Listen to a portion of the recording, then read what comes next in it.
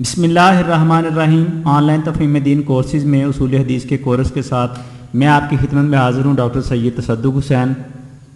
सबक शुरू करने से पहले तमाम स्टूडेंट्स जिन्होंने अभी तक चैनल को सब्सक्राइब नहीं किया, चैनल को सब्सक्राइब करें और बेल आइकन को प्रेस करें ताकि आने वाली हर वीडियो आपको बआसानी मुयस्सर हो सके।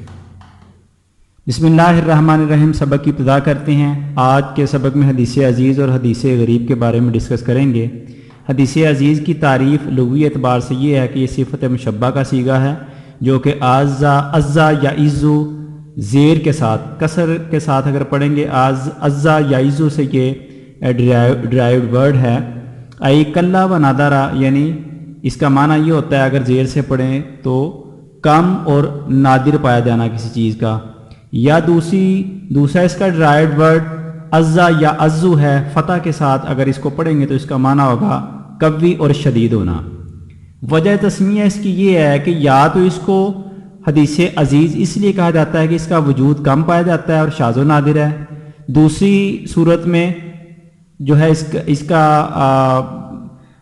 वजह तस्मिया ये बनता है कि जब हदीस अजीज़ को किसी दूसरे तरीक़ से हदीस मिल जाए तो वो उससे कुव्वत पकड़ती है और उसका हुक्म थोड़ा कवी हो जाता है। इस्लाही एतबार से हदीस अजीज़ ये है कि अल्लाह यकुल्ला रवातुहु अनिथनैन फी जमी तबकात सनदी, सनद के तमाम तबकात में कहीं पे भी दो रावियों से कम तादाद ना हो, यानी कम से कम दो रावी होने चाहिए हर तबका सनद में, तो ऐसी हदीस को हदीस अजीज़ कहा जाता है।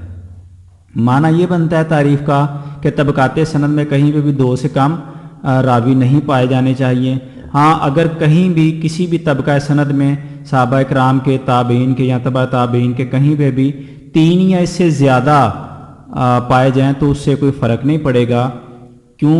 इसलिए कि एतबार जो है वो तबके में, तबकात सनद में से कोई भी तबका जहाँ पे कम तादाद हो तो उसका एतबार होता है। तो लिहाजा अगर किसी तबके में दो से ज़्यादा रावी मिल गए तो उससे हदीस अजीज़ में कोई फ़र्क नहीं पड़ेगा। और यही तारीफ़ फरमाते हैं राजे है, अल्लामा इब्न हजर अस्क़लानी ने इसी को राजे करार दिया है। मिसाल इसकी ये है हदीस अजीज़ की जिसको शेखान ने मुराद इमाम बुखारी और इमाम मुस्लिम ने रिवायत किया है सैयदना अनस रदी अल्लाह ताला अन्हु की हदीस मुबारका, और बुखारी शरीफ की हदीस मुबारका जो कि सैयदना अबू हुरैरा रदी अल्लाह ताला अन्हु से रिवायत है कि नबी करीम सल्लम की ये जो हदीस है ला युमिनु अहदुकुम हत्ता यकूना अहब्बा इलैहि मिन वालिदिही वन्नासि अजमाइन, ये हदीस मुबारका मिसाल है हदीस अजीज़ की। हदीस अजीज़ पर लिखी जाने वाली किताबें फरमाते हैं कि बहुत ज़्यादा नहीं हैं, और इसकी रीज़न ये है कि इसका वजूद चूँकि कम पाया जाता है और ख़ास तौर पर इसी में किताबें तस्नीफ़ करने का कोई ख़ास फ़ायदा भी नहीं था, तो लिहाजा उलमा ने इस पर ख़ास तौर पर किताबें तहरीर नहीं की हैं।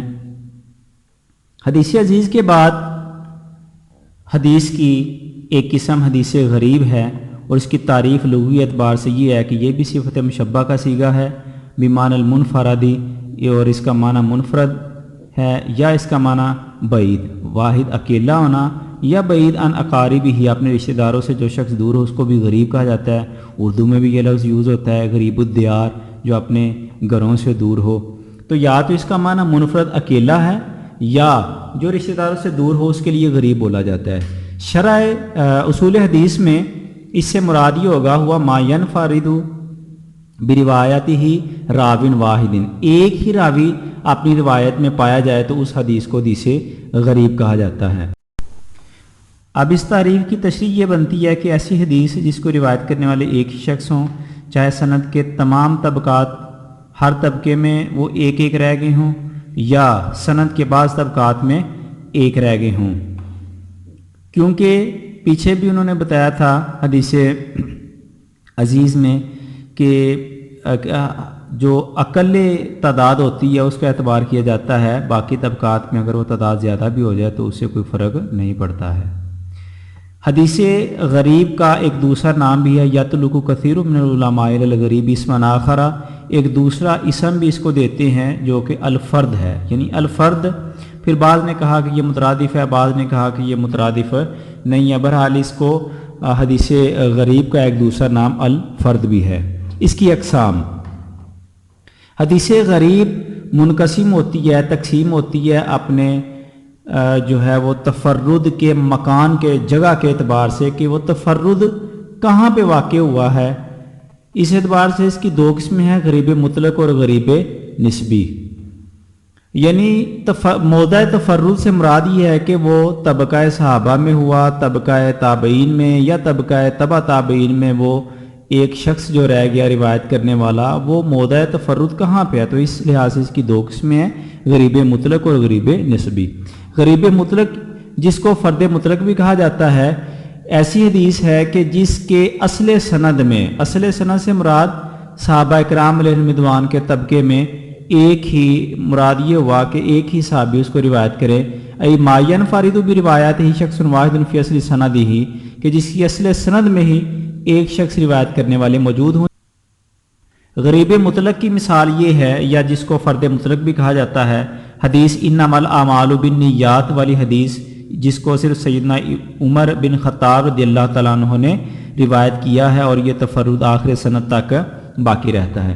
غریب نسبی یا اس کا دوسرا نام فرد نسبی بھی ہے، اس کی تعریف یہ ہے، ہوا ما کانت الغرابۃ فی ثناء سندہ۔